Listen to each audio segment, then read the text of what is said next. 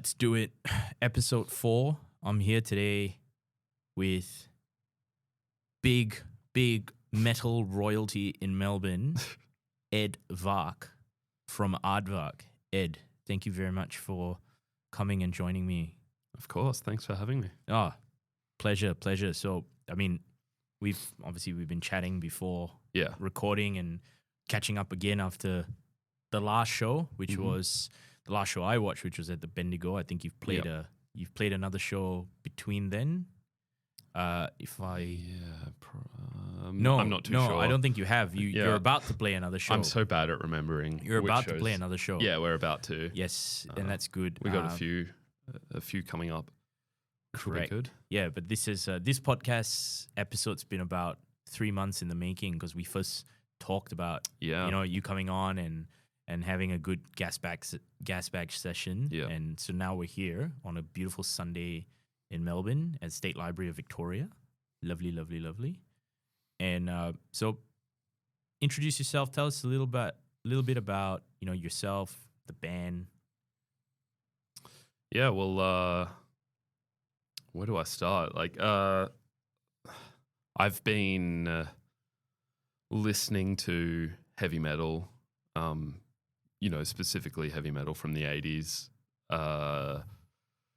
since I was probably 13 or so. I'm 35 now. So my brother kind of got me into this kind of music, and the gateway band was Kiss. And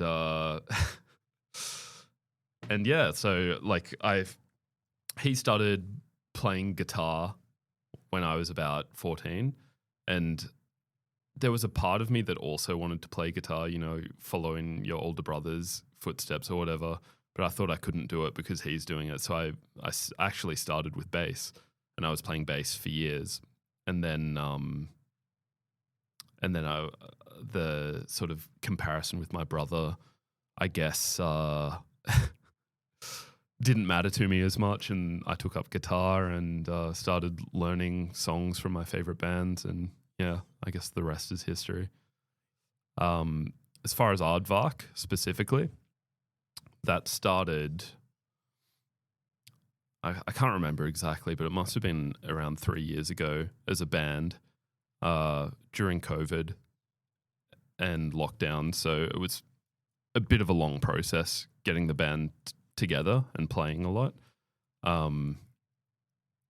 But I had essentially written a whole album just to see if I could write an album, and I wasn't planning on doing anything with it. And I just showed my friends the demos that I had written in my bedroom, and they all really liked it and encouraged me to start a band. And yeah, so I kind of stole a few members from my brother's jazz fusion band and Krakatoa, and now that they're in Aardvark playing heavy metal as well. Yeah. At some point, I will have him on here, but it did shock me when someone told me, Danny, you're bassist. It's like, oh yeah, Danny's in a jazz fusion band. I was like, yes, the man in the leather vest with no shirt on. Yeah, is in it. Yes. Yeah. I see it now. I see the vision. Yeah, he's an incredible bass player. Oh, he's ridiculous. Yeah. There's always a point in the show, and I highly recommend anyone listening to come to an Aardvark show. There's always a point in the show where Danny almost goes into a trance. Yeah. And he's just you can just tell he's just his eyes are closed. Yeah.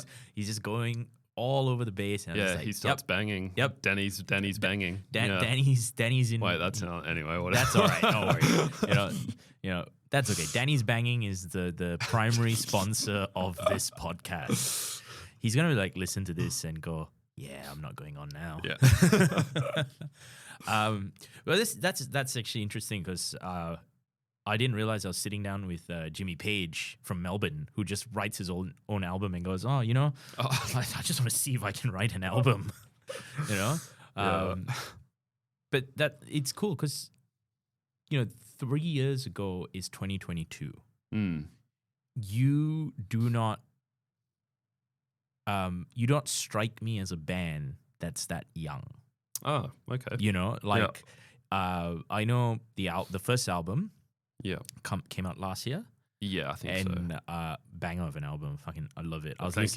listening to it on the way over. Yeah. And when I come to a show, and because young bands generally take time to draw and be able to say, we are playing next week.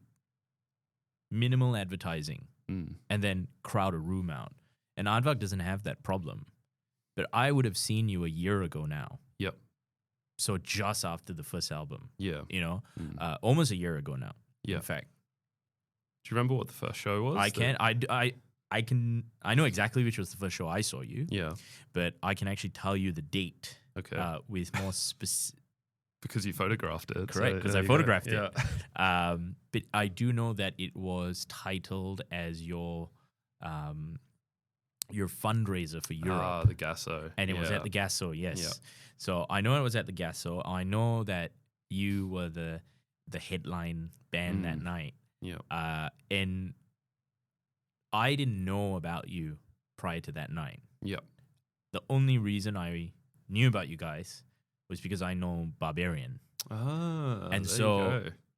And so like I had just started Yeah. on my little photography, Yeah. And making that a business yeah. and everything. And I had done 2 or 3 other sort of projects and clients. All good. Sorry. No, don't worry. It's how many podcasts have people coughing? Yeah. This is good. It was on the 1st of November. So a year ago already. Yeah. Wow. 53 weeks ago. Crazy. A lot has happened in that time. A lot has. And of course I've already given away a little bit of what has happened, but we will come to that. Yep. And I'd done like a couple of clients, and then I was like, all right, I know that I want to do live music. I've photographed my friend who's a DJ. I've photographed a friend of mine who is not in live music, but it gave me a little bit more room to maneuver and understand what I was doing. And then I was like, now I've got to go cut my teeth with an actual live music scenario. And I didn't know where to start.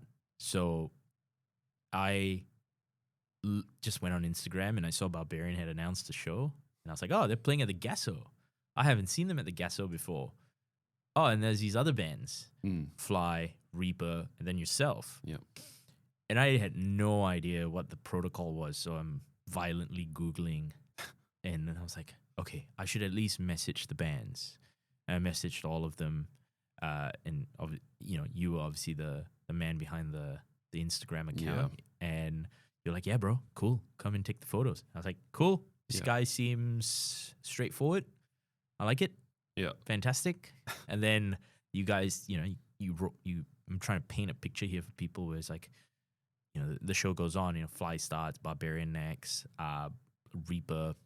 And then I'm watching you guys set up and get on, and, the leather jackets are coming out. And it's like, your hair was a little bit shorter, and you've got the mustache. And I was just like, okay. And then you're looking at Sorka, and I was like, okay, she's got a vest on, and Danny. And I was like, I think these people are about to kill me. These people look very serious. This is a very dangerous avenue for me to be in. If I don't take good photos, I'm not sure I'll make it out the door. And then you started playing, and I was just like, man, this is great. I loved it from like day dot. And I looked into the crowd, and I was like, man, these guys must be around. They have been around for a while because there's a big crowd. Yeah. But to now know that you're only like 2 and a bit years in. Yeah. Is insane. Yeah, we're very lucky. I think it was the Tote residency that we did, which I personally, and I think the rest of us in the band kind of consider as our introduction to the scene here. We had played, I think it was maybe 2 or 3 gigs before that, but very intermittently. I think we played 1 gig a year. 1 gig on the first year, and then 2, and then we did the Tote residency. But the Tote residency is where it felt like, okay, we're a band on the scene now. We played the first show and there were a few people there. And then the second one, the crowd kind of doubled, and then it doubled again on the third one. And then on the final day of our residency, where we played with Reaper, they were responsible for drawing the huge crowd because they're an incredible band. But they moved us to the band room rather than the front bar, and it was a pretty packed kind of show. And that was sort of from that point on, everything kind of gained momentum and kept going. We're very lucky to have been received so well. Feel very fortunate. Yeah, because there are bands who gig for years and don't get that kind of draw. It's nothing against it. No, it's just it's one of those things that once you are a band, once you stand on that stage, you can think that you wrote the greatest thing in the world, and now you have to hope that you've convinced enough people that is also the same way. And that's very much out of your control. So that's amazing to hear, because if I went to someone, I said, "Oh, do you know that they're only, technically only a year old? Technically only 2 years old. If you discount the first year, they're what?" I was like, "Yeah, they only gigged once in the first year, and a couple times the second year. And like, this is really the first year they've been gigging a lot." Blah, blah, blah. Yeah, I don't think anyone would believe that. Yeah, it's kind of strange for me because I haven't been in any other bands since I was in high school, and that was like in a little country town, so we never gigged or anything. But I think we had one for like a freezer, a freezer event, but which is like a kind of battle of the bands thing that I think the state government organizes regionally or something. But I hadn't been in a band since then, and then I was told to sort of make Aardvark a thing. I was pretty reluctant about it initially, so I guess for me it's kind of strange. And Danny, who's been in heaps of bands, and Sorka, who's been in a few other bands, have both told me that it's pretty unusual to have a start like this. Like they've said it doesn't really happen very, very often, where we never played weekday shows. It was always from the start we only played weekends, and they were basically saying, well, most bands don't get that. They have to sort of cut their teeth on weekday shows and have to play daytime shows a lot, and which I actually like doing daytime shows. We've got one coming up, so so I don't know. I feel lucky, but I'm also kind of like, I don't understand the other side of it, so I feel like like a little bit of guilt or something, or no, I don't think guilt's the right word, but like I feel like I haven't experienced what it's like to struggle as a band in having people not really show up to gigs or anything like that. But I guess what makes up for it is that I was a filmmaker before I was, and I'd studied film. I've got my master's in screenwriting, and I did that for maybe 15 years or so and had no success whatsoever. So I have experienced it to an extent, just not necessarily in music. Yeah. But, you could argue those experiences as a screenwriter channel into the music. Oh, absolutely. You've deposited your experiences as a screenwriter. And when it came to the music, you were cashing out. Yeah, like,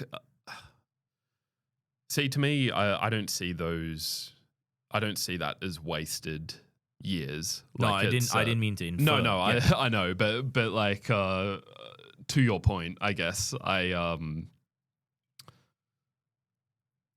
I think if I hadn't gone through this period of pushing really hard creatively to get stuff off the ground,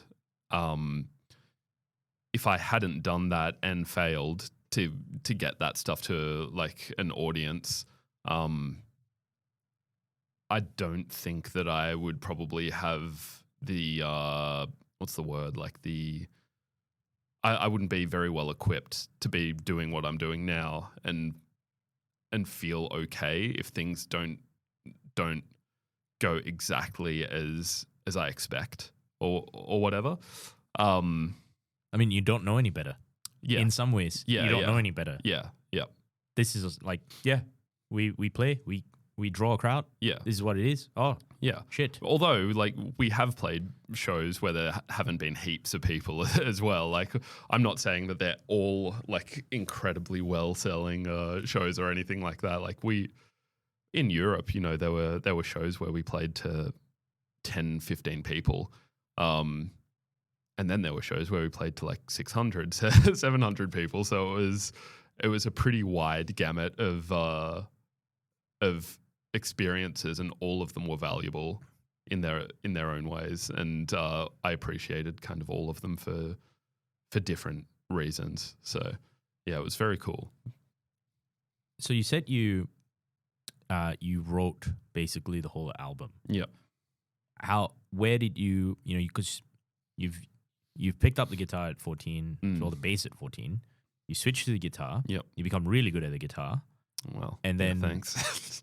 Well, I'm a guitarist, so I can say that. Okay, thanks. You know, other people who aren't guitarists are also saying that, but I'm going to just say my opinion values. But then there's the heavy metal context as well, where, you know, you've got Glenn Tipton or whoever from Judas Priest, and you're just like, I'm never going to get there.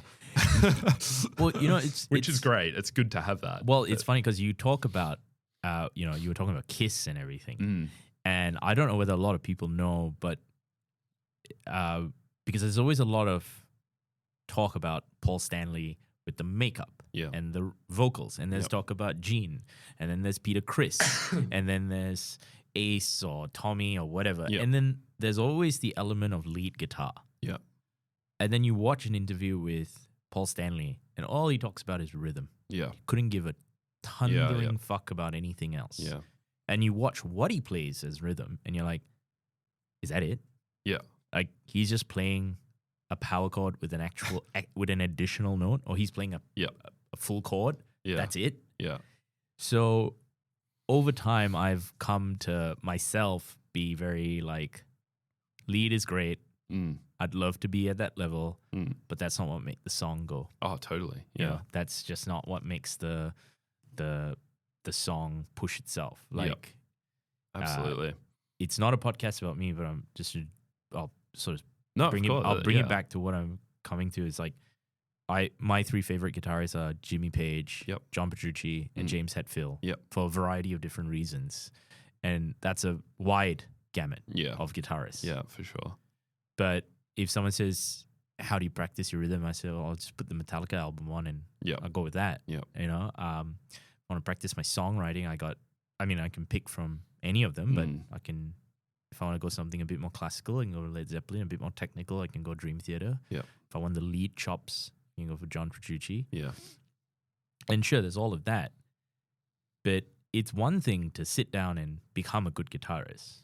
It's another thing to sort of single-handedly become a good guitarist, like you have, and then say, I'm going to write an 8, 9, 10 album in my own bedroom, outside of my screenwriting job, and I don't have a band.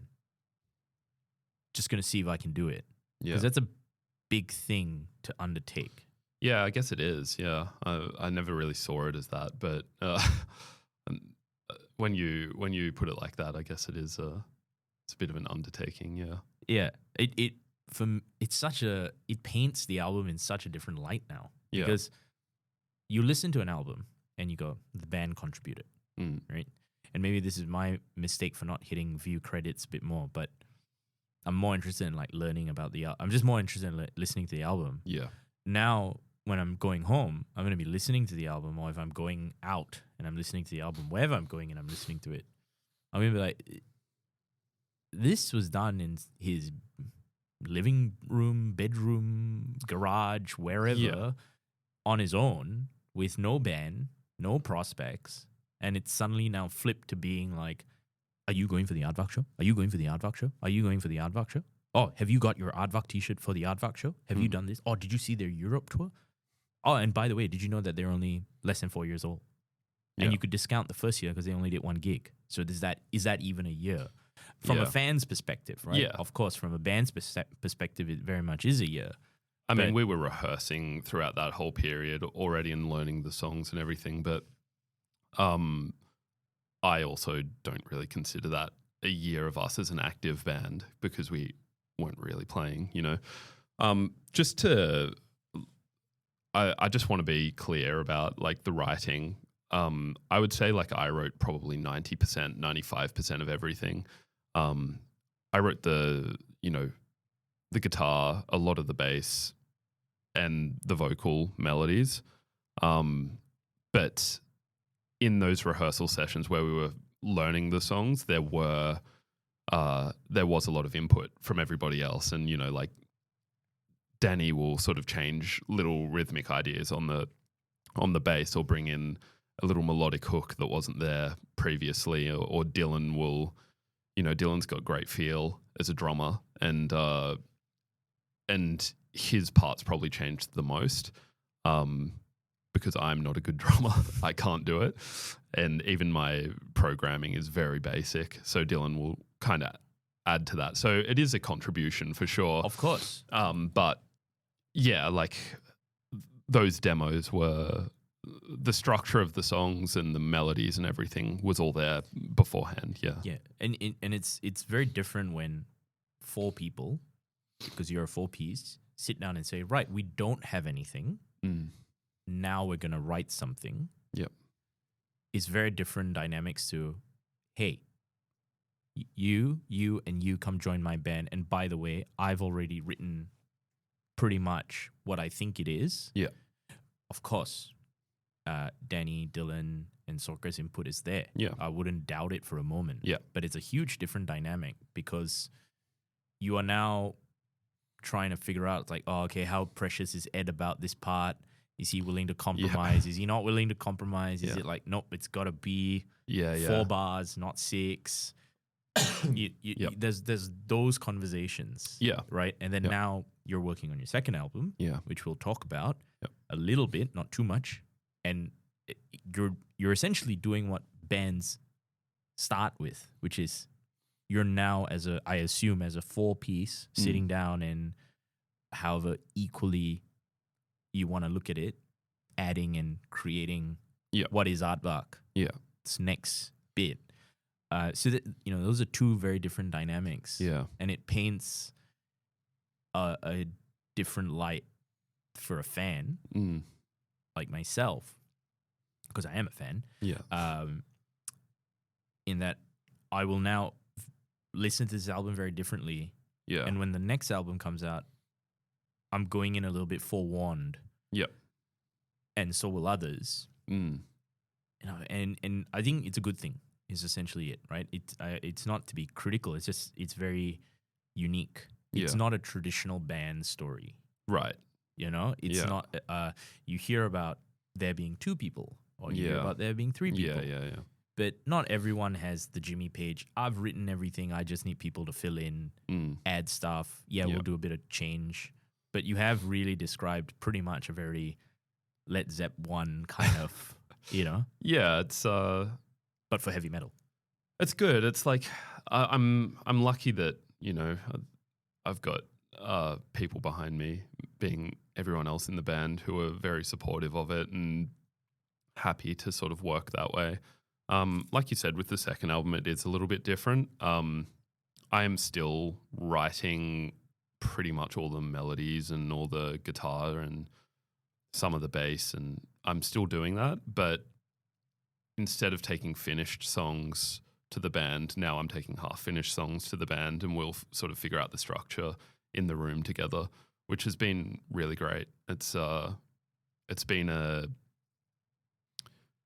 it's just great getting ideas that kind of take you out of what you're used to doing songwriting wise, and like little ideas that'll come out of nowhere that I never would have done on my own. So yeah, it's been really good in that sense. Was it because like, and I'll come to how each person joins and right, but was it surprising for you when Dylan walked in and started changing the drum parts, and instead of there being a drummer, there was just basically a howitzer sitting behind the drum kit, just going yeah. Because when he gets on his double bass, I basically just drop the camera and just stand there and just pretend I'm getting like fired through. That's pretty powerful. He's a really talented drummer and has like loads of feel in his playing, which is, you know, it's pretty hard to find in drummers. I think he's just got this style. I'm not a drummer, so I don't really know how to describe it, but he's got this style that's full of feeling, which his style is really World War II armament. Yeah, You know? totally. Yeah.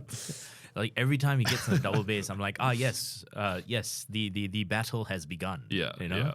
But no, he's phenomenal. Phenomenal. I think you've assembled a great group of people. Yeah, well, it wasn't entirely me. A lot of them kind of came to me as well. So it's like there has been assembled a great group of people, though. Right, a great group of people has assembled. Yeah, via you through this mechanism that is Aardvark. Yeah. And we're not going to go into why the name is Aardvark because you've already explained it, and they can go to our mutual friends podcast, Ray's Metal Minutia, and listen to it there. I'm very open about like, oh, you want to hear this? Yeah, there's another podcast that's already talked about it. Yeah, you can go listen to that one. Yeah, you know, guys. They're great. Yeah, Ray's another person. Yeah, you and Ray give me the. Are they gonna beat me up? Are they gonna beat me up? What's going on here? And then the moment you start talking, I'm like, oh no, they're just nice people. Yeah. Ray's great. Yeah, they're just really nice people. Wow, that's amazing. You know, I didn't know you could look that badass and be that nice.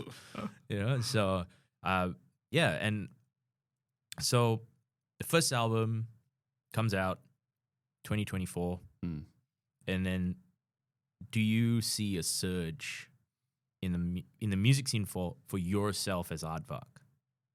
How do you mean? In the sense of you're a young band who hasn't had to do the day shows, hasn't had to simplifying it, you're a young band who's basically just walked into the door and gone, we have people. Yeah. And oh, by the way, we have an album. Yeah. And that we were rehearsing for a whole year and only played one gig, and it's kind of like, you know, as a fan, they don't see that. Yeah, for sure. Right? Yeah.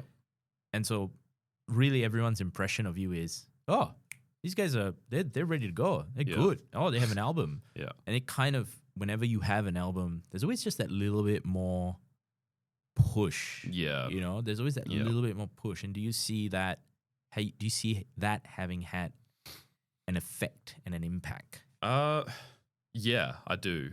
It wasn't really a conscious thing necessarily, excuse me. But like I said, we had the songs before we were a band. So we started rehearsing them, and then we went into the studio and started recording them before we'd ever played a live show, which is something to an extent, I don't regret it, but I would do differently now, because I think playing live tightens the songs up like nothing else. So when I listen to the first, like, I'm still proud of the first album largely, but of course everyone who is an artist of some description sees flaws in their past work, and that's, you know, how you grow. But yeah, I think that we were kind of lucky to have done that, because I think we had played for maybe 6 months or so, and then we had an album out, and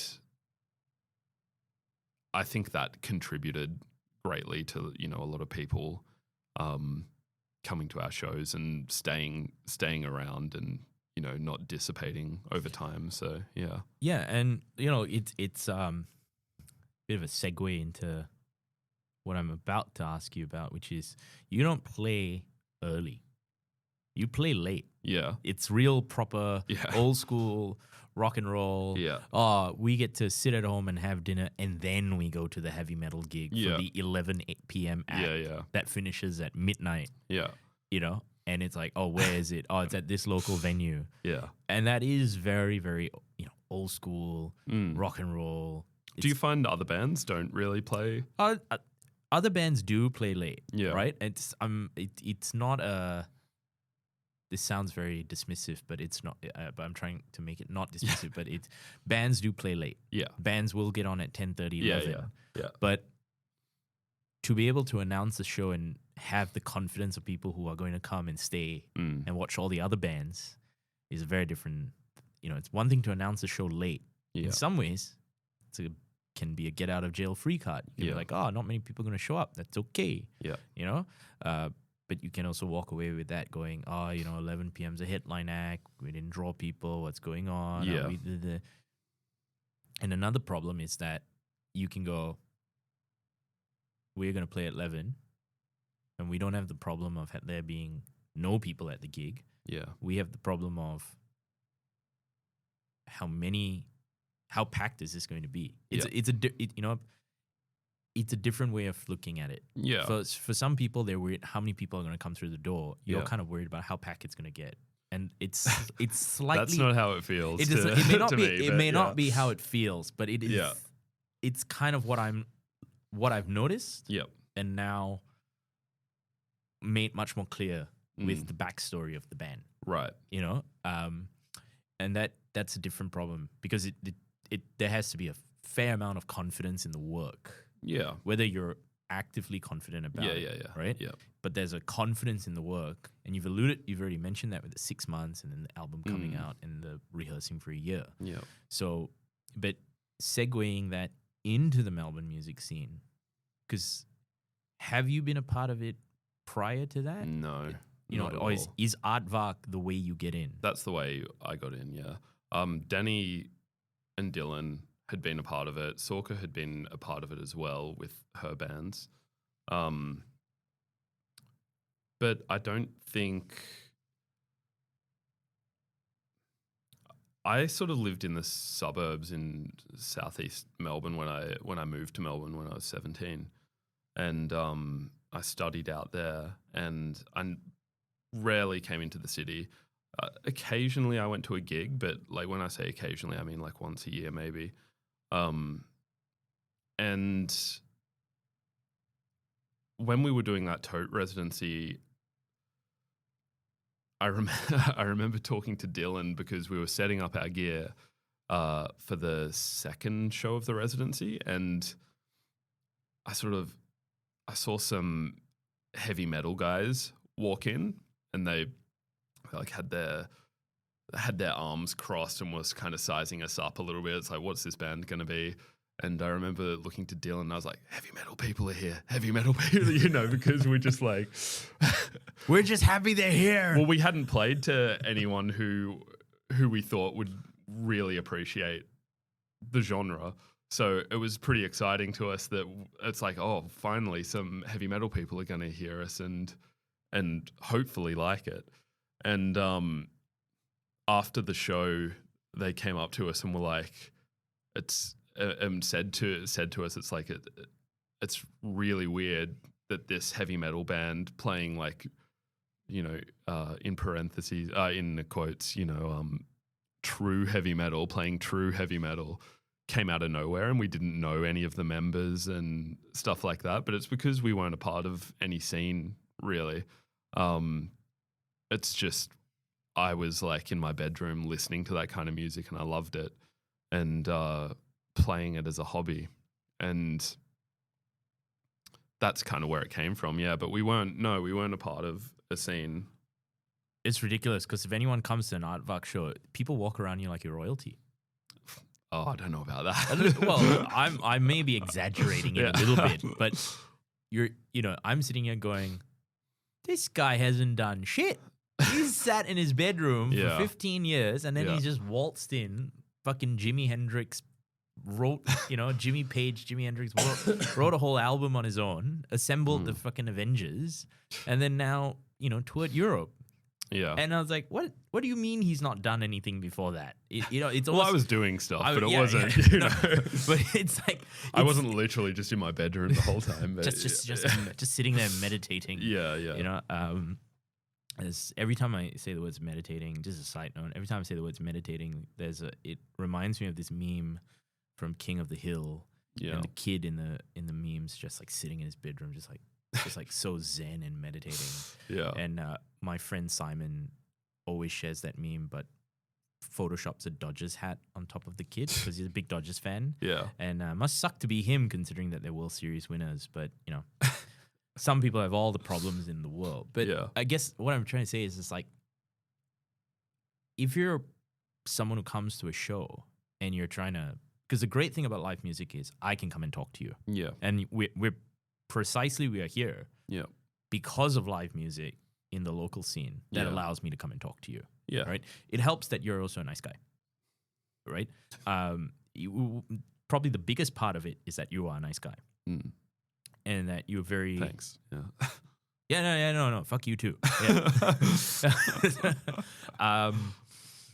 Almost lost my train of thought. But, it's almost like I'm coming to you and I'm expecting to hear like, oh, I was in this band, and I was in this, and I was that. And now I'm almost like, I'm not disappointed. I'm just kind of in awe that a lot of people will be like, holy shit, how did this guy do it? And I think a testament to that is the music. Thanks. I think a testament to that is the music. Yeah. Because the music is good. I don't know what true heavy metal means. Yeah. But I'm sure if the heavy metal people will know what it means, but it's just a way of referring to 80s heavy metal basically. Yeah, sure. Yeah. True heavy metal. Yeah. 80s style heavy metal. Yeah. No, not to be, when it comes to genres, we're all a little bit wankerish over the genre we love, so for sure. It seemed like me going, no, that's not prog, if it's not Genesis, it's not prog. No, but it's kind of interesting because most people will say, I have slogged it for years. I've done this, I've done this, I've done this, I've done this. And it's not that you haven't slogged it for years, but you've just slogged it for years somewhere else. Yeah, in private, basically. In private, in a different industry, in a different role, but still creatively working at it. Yeah. And almost think now maybe subconsciously you can kind of, bank all of that experience towards Aardvark. Yeah, for sure. And being so new to the local scene, because I know you're very, very passionate about it. And there'll be before we wrap up, and we're not close to wrapping up yet, but before we wrap up, I want to touch on 3 things. The first thing is that you've obviously seen the local scene pre-COVID. Maybe not. Yeah. A little bit, yeah. Maybe not regularly, but there are memories of it. Totally. And do you worry about it now? Do you find it more, when you look at it now as a performer, do you find it a welcoming scene? Do you find it an inclusive scene? Are you looking around going, we're running on borrowed time, especially now in a post-COVID world where people's priorities have changed towards going out? Yeah. I mean, I do have quite a few opinions on this, but I think that fundamentally I kind of believe that people are good. I'm not a very... I mean, I have my fair share of cynicism as well, but I fundamentally believe people are good, and I believe that it has shifted since COVID, but I also believe it will go back. And I think that we're in a really difficult time at the moment, specifically, the venues in town are really struggling, and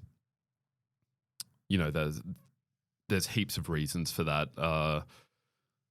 People are going out less. People are, there's taxes on alcohol have gone up dramatically, and people can't afford it anymore. So therefore, people aren't going out to drink or to go to a show and drink, which means the venues can't stay afloat. There's public liability tax on which is the one I wanted to, which was number 2, because I know you're very passionate on that. Yeah, which is the public liability insurance. Yeah, which I'm not an expert on, but my understanding of it is during COVID, the public liability went up some ridiculous amount, and I'm talking the multiple hundreds, 100% kind of territory. And when the lockdowns all ended and we could go out again, that public liability never went down. So venues are still paying a ridiculous amount for public liability tax. And I think that's something that governments need to step in and offer some assistance with. But I would say the scene itself is still very much alive and very strong, and the people within it are very passionate, and I love being a part of that. To me, we still get good turnouts like we've been talking about, and we still appreciate the amount of people that come out. We appreciate the level of enthusiasm the people have. But I just think there's not as many now as there was before COVID. And I think that is going to go... Excuse me one sec. I think it's going to go back eventually, but we're in a difficult time right now because the venues are struggling now. So to me, it feels like a matter of kind of biding time until things do return a little bit. The reason I think it will return is because I think we as humans fundamentally need connection, and we need, social interaction. And we're in a state now where, social media and the internet have kind of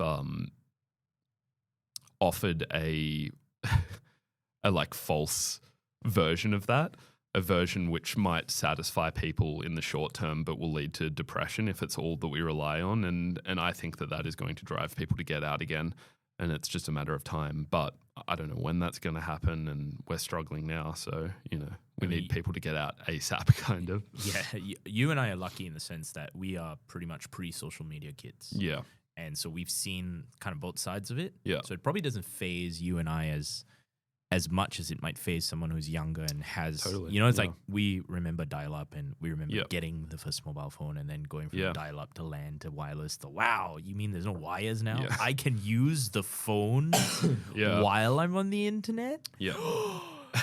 It doesn't have the dial tone. And I think that does shape the way you interact with social media. Yeah. Or you can just be like Danny, who, will just Danny banging in his own world. Oh man, he's gonna hate us for that. Yeah, that's okay. Yeah, well, I'll make it. He up hates to him. me anyway. So, yeah. I don't think he does.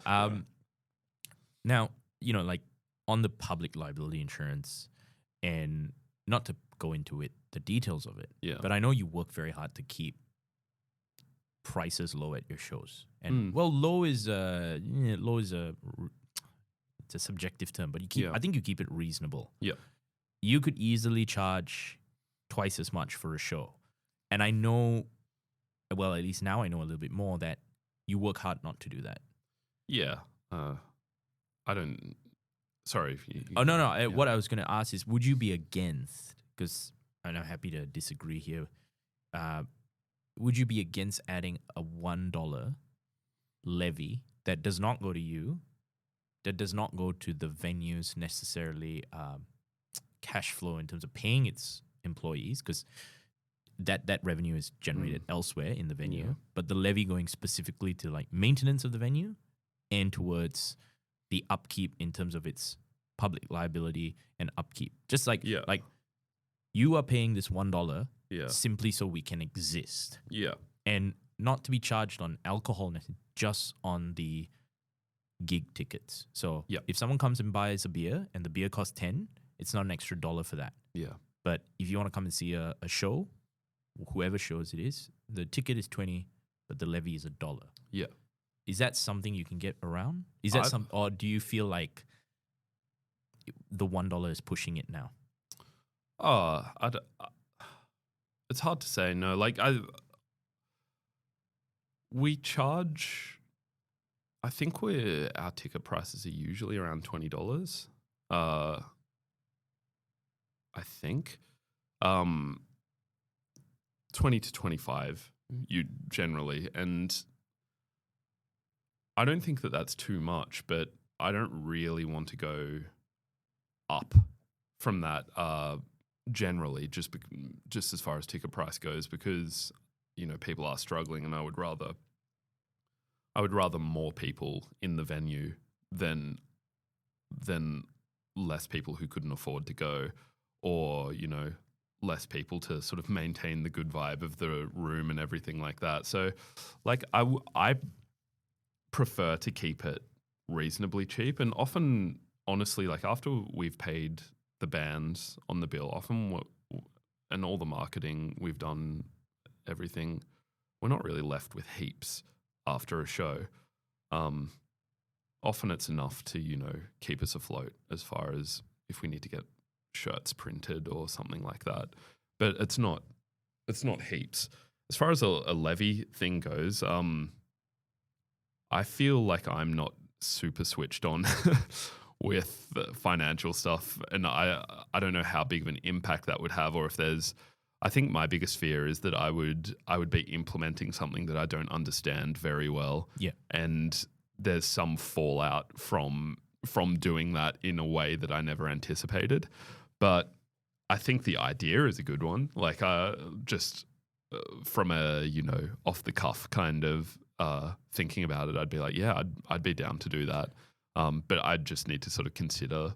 Yeah, I mean, someone the ins and outs a bit more. Yeah, I think someone at some point has to pull the trigger and be that guy, or person or whoever. And I'm not suggesting you be that person, right?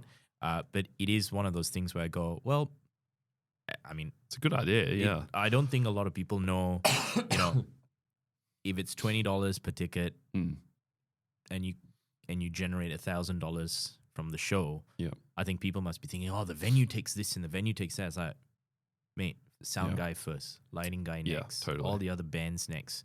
I think some venues might take a cut. Yeah, others will say we don't take a cut.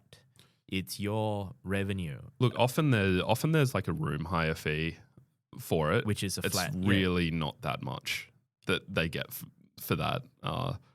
Maybe a couple of $100, but I think venues mostly make their money from these gigs from alcohol. Yeah, and for the food. Yeah, and people coming in just from patronage, basically. Yeah, exactly. And it's if 50 people come for a gig and 20 buy alcohol, then that's basically an extra X amount of dollars in the till towards our cash flow. Yeah. And I'm sort of sitting here going, I'm not against a $1 that goes to neither the bands and neither necessarily someone's wages. Yeah, I'm not saying don't get paid. Of course, get paid, right? But totally, that's what the patronage is for. This is something that I'm really pretty passionate about as well. Recently, a bit of a plug, I guess, is I've organized this show at the Tote, which is number 3, which is the next thing I wanted to talk to you about. So please plug. Yeah, so it's in January, and it's live for the Tote, or live for the Tote, however you want to interpret that. And the Tote, Shane and Leanne, the owners of the Tote, who had the crowd and Last Chance Rock and Roll Bar. And Last Chance, who did a crowdfunding campaign to take over ownership of the Tote and save it from development into apartments or whatever.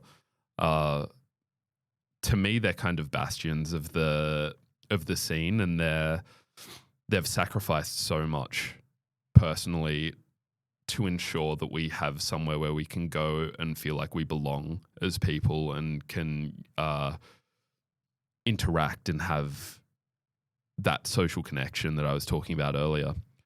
But they're really struggling with all the aforementioned stuff that we were talking about. Patronage isn't as high as it used to be, public liability insurance, et cetera, et cetera. So I got in touch with a bunch of bands, those bands being Private Function, who are headlining the show. Huge. Then there's us. Then there's Elvis too, and F.L.Y. So it's a bit of a mixed bill. Cool little like punk / heavy metal bill. And the idea of this show is that all proceeds go back to the tote. And that's I think it's great. It's cool, but ultimately it's not going to be a heap of money for them, but it might help them stay afloat for a bit. And I think you're doing a great thing. Well, thanks, but to me, I feel like they have sacrificed so much for the scene, and for the bands who cut their teeth at these venues, and I would like to show some appreciation for that and give back to them in some way. It's admittedly a reasonably small way, but I think that it will help, and hopefully like more of this kind of thing can I wonder happen. how many times Shane told you, no, you don't have to do it, and how many times you responded. We didn't tell him. So I actually thought that he was going to I actually thought that if I had told him, he'd be like, please don't do this. Yeah. We don't need it, because that's the kind of person he and Leanne are. So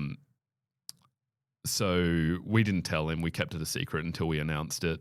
And I don't know how he's taken it, but hopefully I'm sure he's happy. very grateful. Yeah. But essentially, live for the tote, live for the tote. The huge gig in January this podcast will be out well before that. Yeah. So when cool. people are listening to it, go. Yeah, definitely. I was like, guys, Private Function at live, at the tote. Yeah. Like, what more do you want? Yeah. It's going to be great. I'm really looking forward to seeing them. Elvis too. F.L.Y. If you haven't listened to F.L.Y. Yeah. Guys, seriously. It's a killer bill. It's a really, really strong lineup. If you don't know anything about the bands, you're just thinking these are just names. But if you know something about them, they're like, oh, dude, yeah, you got to be there. Yeah. But essentially, in some ways, you're throwing a big public levy fundraiser. Yeah. In some ways. Also, I don't know when this is going to come out, but if you're hearing this, go get a ticket right now, because it is going to sell out, this show. Yeah. So, yeah, and if you're listening to this and it has sold out, well, then sucks to be you. Yeah. That's unfortunate. But, we'll just have to live for the tote again. Yeah. But I think what you're doing is a really good thing, because I haven't seen any bands do this before. This is no shade to other bands. No, not at all. Like live music is hard. It's hard. Yeah, it's hard. Like you are trying to convince you will spend more time convincing people to come to your show. Yeah. Than people will actually come. Yeah. And I know this now as well, being in a band myself. And I was like, fuck, I wish I had Ed's problem, which was people just come, you almost like Tarzan, you just go, woo, and then just the animals flock. Yeah. So I think you're in a great spot, and I think you're using the platform that you're on really strategically and really wisely. Oh, thanks. And it shows that in a short time, you've written an album. Fuck, we've talked about this album a million times. Not only have you written an album, you've toured in Europe. Yeah. No small feat.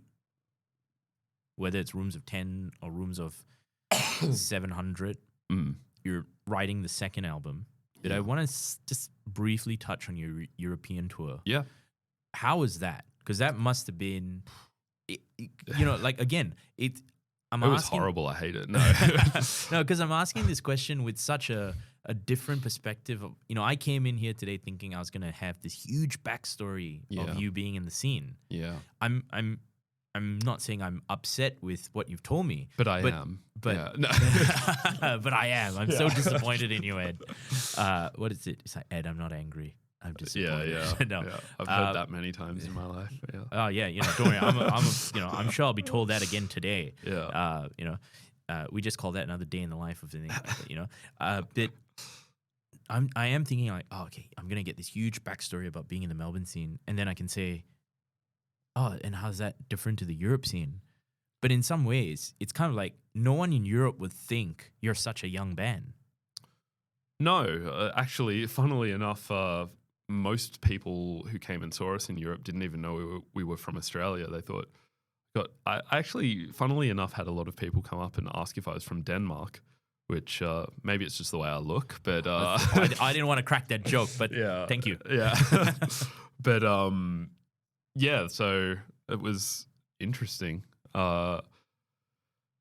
Europe was amazing. Like it was challenging and it was very challenging. It was difficult to organize, but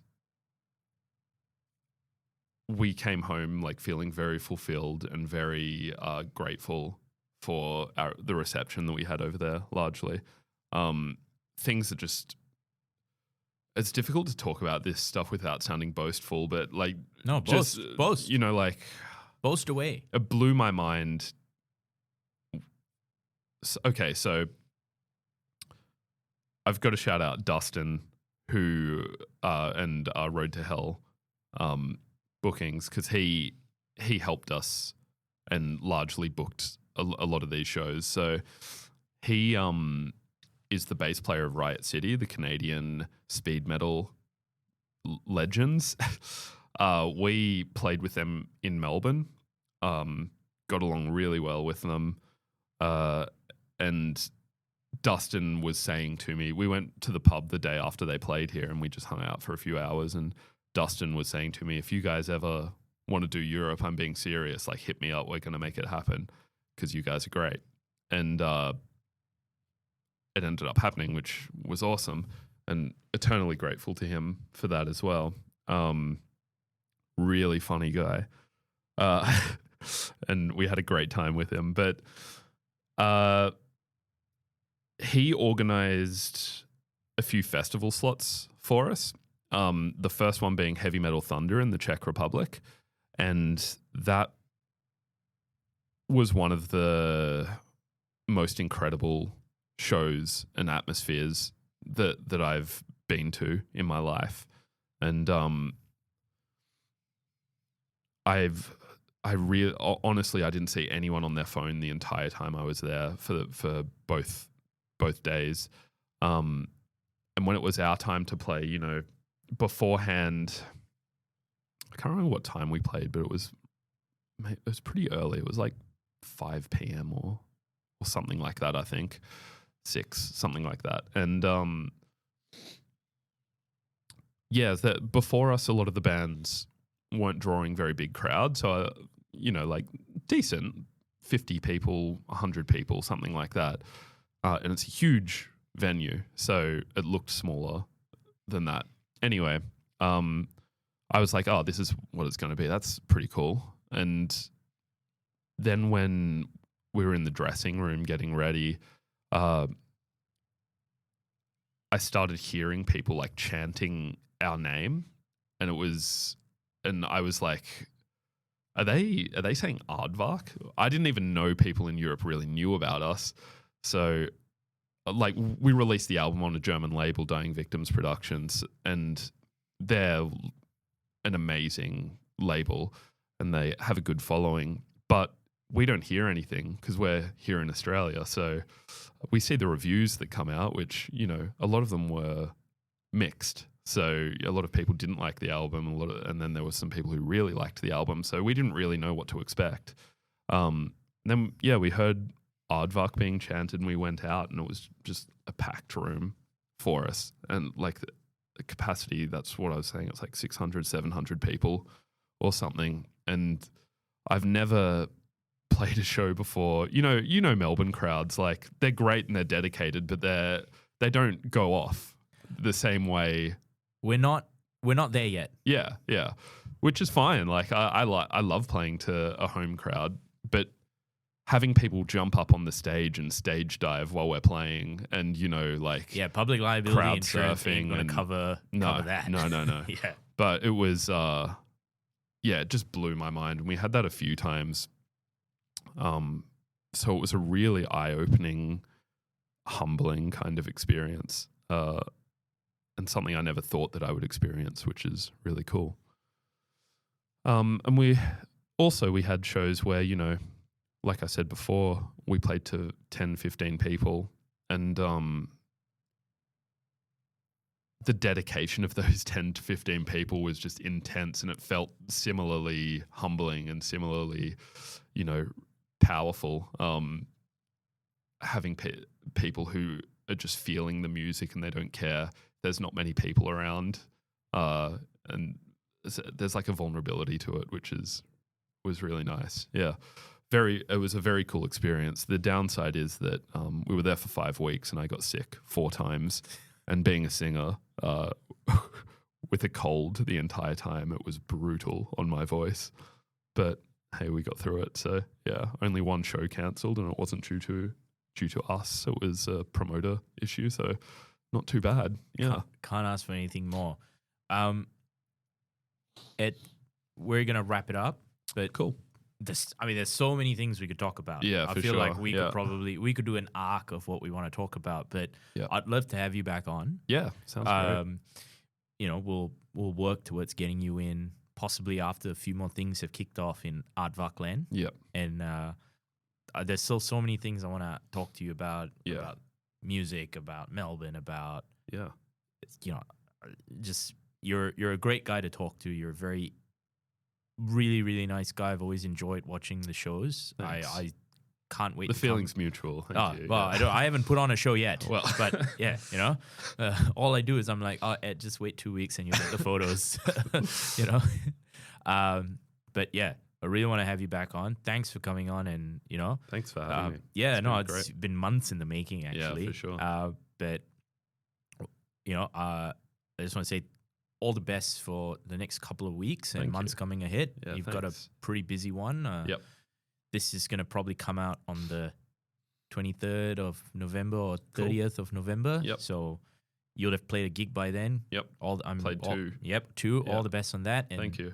Have a good ramp up. So again, can't thank you enough. No, thank you. It's been great. Yeah, likewise. I'm still a little bit struck and grateful of, so what I'm going to do now is I'm going to fade us out, and I'm going to kick the end of this off with one of the Aardvark songs. Cool. So Ed, thanks again. Thank you.